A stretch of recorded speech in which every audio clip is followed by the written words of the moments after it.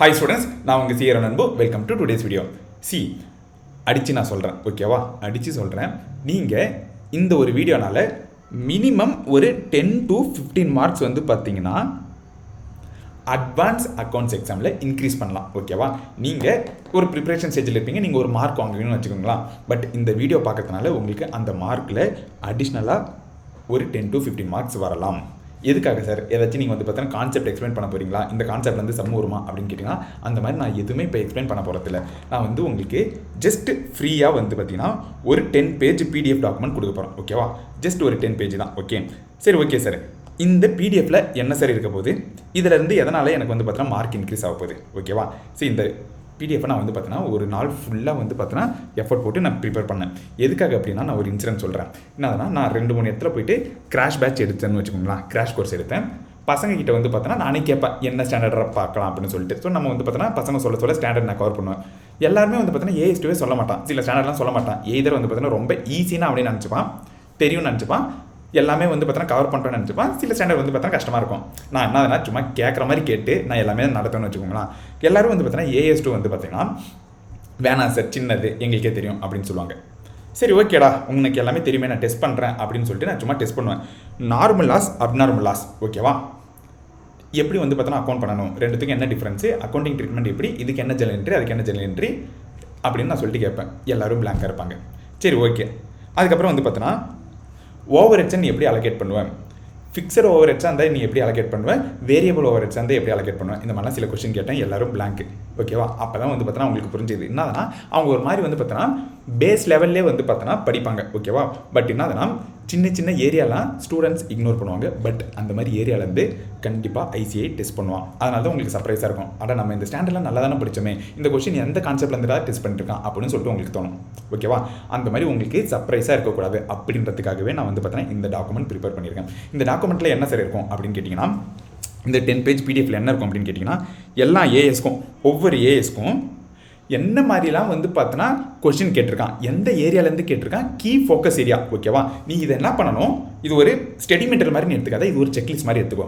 இதை நீ பிரிண்ட் போடுற என்ன பண்ணுறியோ எனக்கு தெரியாது, ஓகேவா? நீ என்ன பண்ணு, இது ஒரு செக்லிஸ்ட் மாதிரி எடுத்துக்கோ.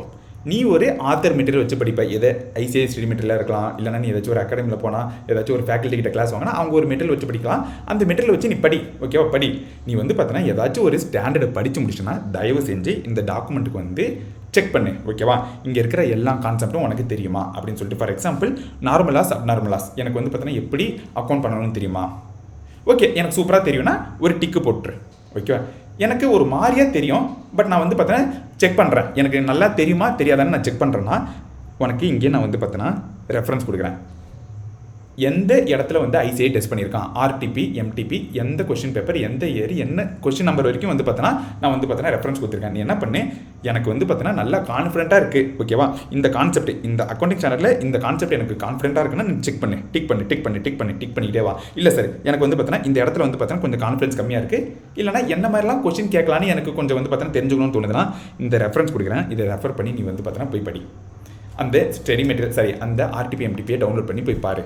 ரொம்பலாம் கஷ்டம் வேணாம், நானே உனக்கு கொடுத்துறேன். April 24 போயிட்டு நீ கொஸ்டின் நம்பர் 1B பார்த்தனா உனக்கு அப்நார்மலாஸ், நார்மலாஸ்லேருந்து கேட்டிருப்பான், ஓகேவா? அதுக்கப்புறம் ஃபிக்ஸட் ஓவர் ஹெட்ஸ் அலோகேஷனுக்கு வந்து பார்த்தீங்கன்னா நீ வந்து கற்றுக்கணும், ஓகேவா? ஏதாச்சும் ஒரு நல்ல சம் போட்டு பார்க்கணுன்னா போய் ஆர்டிபி September 24 பாரு, ஓகேவா? இந்த மாதிரி வந்து பார்த்தீங்கன்னா உனக்கு நான் ஒரு செக்லிஸ்ட் கொடுக்குறேன், ஓகேவா? நான் உனக்கு ஒரு செக்லிஸ்ட் கொடுக்குறேன். சில பேர் வந்து பார்த்தீங்கன்னா எல்லாமே படிப்பான், பட் ஒரு இடத்துல இம்பார்ட்டன்ஸ் கொடுக்க தெரியாது. ஓகே, இந்த இடத்துல இருந்து ஐசியை நல்லா கேட்பான், ஸோ அப்போ நம்ம ஸ்ட்ரெஸ் பண்ணி பார்க்கணும், நிறைய கொஸ்டின் டெஸ்ட் பண்ணி பார்க்கணும்னு சொல்லிட்டு அவனுக்கு வந்து பார்த்தீங்கன்னா இம்பார்ட்டன்ஸ் கொடுக்க தெரியாது, ஓகேவா? எப்படி சொல்கிறது, ஒரு மேஜர் ஏரியாவை கவர் பண்ணுறான்னு வச்சுக்கான். ஃபார் எக்ஸாம்பிள், இன்வென்ட்ரிக்கு வந்து பார்த்தோன்னா டெஃபினேஷன் படிப்பான், அதுக்கப்புறம் வந்து பார்த்தோன்னா வேல்யூவேஷன் படிப்பான், அதுக்கப்புறம் எப்படி சொல்கிறது, cost or NRV whichever is less, எப்படி ரெகக்னிஷன் பண்ணணும் அப்படின்னு படிப்பான். அதுக்கப்புறம் வந்து பார்த்தா இதெல்லாம் படிப்பாங்க, எது இதெல்லாம் வரக்கூடாது, காஸ்ட் எக்ஸ்க்ளூஷன், எது இதெல்லாம் வரக்கூடாது, எது இதெல்லாம் வரணும். ஸோ இதெல்லாம் சிம்பிள். பட் என்னன்னா சம்டைம்ஸ் வந்து பார்த்தோன்னா வேறு ஏதாச்சும் ஏரியா வந்து பார்த்தோன்னா மிஸ் பண்ணுறதுக்கு சான்ஸ் இருக்குது, ஓகே? அதே மாதிரி ஃபார் எக்ஸாம்பிள் இப்போ சில பசங்கிட்ட கேட்டேன், ஓகேவா? கன்ஸ்ட்ரக்ஷன் கான்ட்ராக்டும் நிறைய பேருக்கு வந்து பார்த்தீங்கன்னா தெரியும்னு வச்சுக்கோங்களா. ஃபார் எக்ஸாம்பிள் பிஓசிஎம்லேருந்து தான் வந்து மேஜராக கேட்பாங்கன்னு வச்சுக்கோங்க, ஓகே? பட் அதையும் தாண்டி சின்ன சின்ன கான்செப்ட் இருக்கும் கன்ஸ்ட்ரக்ஷன் கான்ட்ராக்டில். ஃபார் எக்ஸாம்பிள் நீங்கள் ஒரு டவுன்ஷிப் கன்ஸ்ட்ரக்ட் பண்ணுறீங்க. டவுன்ஷிப்னா ஒரு ஏரியாக்குள்ளார நிறைய பில்டிங் இருக்கும், ஓகேவா? நிறைய வீடு இருக்கும், ஓகேவா? இப்போ இப்போ மல்டிபிள் பில்டிங் இருக்குது, இது ஒவ்வொன்றுத்தையும் தனி ப்ராஜெக்டாக தனி கன்ஸ்ட்ரக்ஷன் கான்ட்ராக்டாக காட்டணுமா, இது எல்லாத்தையும் சேர்த்து வச்சு ஒரே கான்ட்ராக்டாக காட்டலாமா அப்படின்னு சொல்லிட்டு வந்து பார்த்தோன்னா ஒரு கான்செப்ட் இருக்குது, அதெல்லாம் டெஸ்ட் பண்ணுவாங்க. அதுக்கப்புறம் நீ இந்த மாதிரி வந்து பார்த்தீங்கன்னா மல்டிபிள் ப்ராஜெக்ட்ஸ் எடுக்கிறன்னா ஒவ்வொரு ப்ராஜெக்ட்லையும் எப்படி நீ வந்து பார்த்தீங்கன்னா ரெவன்யூ ரெகனைஸ் பண்ணணும், ஓகேவா. ஸோ இந்த மாதிரிலாம் வந்து பார்த்தீங்கன்னா யூனிக்காக கேட்பாங்க. நான் வந்து சில பேருக்கு தெரியும், பட் சில பேருக்கு வந்து பார்த்தீங்கன்னா ஓஹோ இந்த மாதிரிலாம் வந்து பார்த்தீங்கன்னா கான்செப்ட் இருக்கா அப்படின்னு சொல்லிட்டு வந்து பார்த்தீங்கன்னா வாய்ப்பு வளர்ப்பாங்க. ஸோ அந்த மாதிரி பசங்களுக்காக நான் என்ன பண்ணுறேன், இது ஒரு செக்லிஸ்ட்டாக கொடுக்குறேன். சரி ஓகே, இல்லை சார் எனக்கு வந்து பார்த்தீங்கன்னா இந்த கான்செப்ட் ஏதோ புதுசாக இருக்குது, நான் AS7 படித்தேன், பட் இது எனக்கு படித்த மாதிரி தெரியல, பட் இதில் எப்படி கொஸ்டின் டெஸ்ட் பண்ணுவாங்கன்னு தெரியல, நான் போய் பார்க்குறேன் அப்படின்னு சொல்லிட்டு நீ போய் பார்க்கணும், ஓகேவா. அதுக்கப்புறம் இதே மாதிரி ஃபார் எக்ஸாம்பிள் AS9 வந்து பார்த்தீங்கன்னா எல்லோரும் சிம்பிள்னு நினைப்பீங்க, ஓகேவா.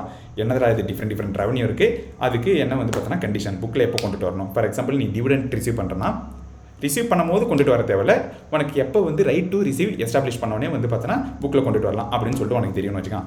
பேசிக்காக இதோட நிறுத்திப்பீங்க. பட் என்னதுன்னா இந்த மாதிரி ஒரு சிம்பிள் கான்செப்டை அவன் நல்லா வந்து பார்த்தீங்கன்னா ஒரு குட் எக்ஸாம்பிள் வச்சு டெஸ்ட் பண்ணலாம். ஃபார் எக்ஸாம்பிள் நீ வந்து பார்த்தோன்னா ஒரு ஏசி விற்கிறன்னு வச்சுக்கோ, ஏசி விற்கிறான்னா சேல் ஆஃப் குட்ஸ் மாதிரி நீ வந்து ட்ரீட் பண்ணுவேன். பட் நீ விற்கும் போது சில கண்டிஷன் இருக்குது. என்ன கண்டிஷன்னா, அதுக்கு நீ தான் வந்து பார்த்தோன்னா இன்ஸ்டாலேஷன் பண்ணணும், அதுக்கு நீ தான் வந்து பார்த்தோன்னா வாரண்ட்டி வந்து பார்த்தோன்னா ஒரு 1 or 2 இயருக்கு வந்து பார்த்தோன்னா கொடுக்கணும், ஓகேவா. தட் மீன்ஸ் இந்த இடத்துல நீ கூட்ஸ் மட்டும் கொடுக்கல, சர்வீஸும் கொடுக்குற, இன்ஸ்டாலேஷன் சர்வீஸும் கொடுக்குற, அதுக்கப்புறம் பார்த்தோன்னா வாரண்ட்டி சர்வீஸும் கொடுக்குற.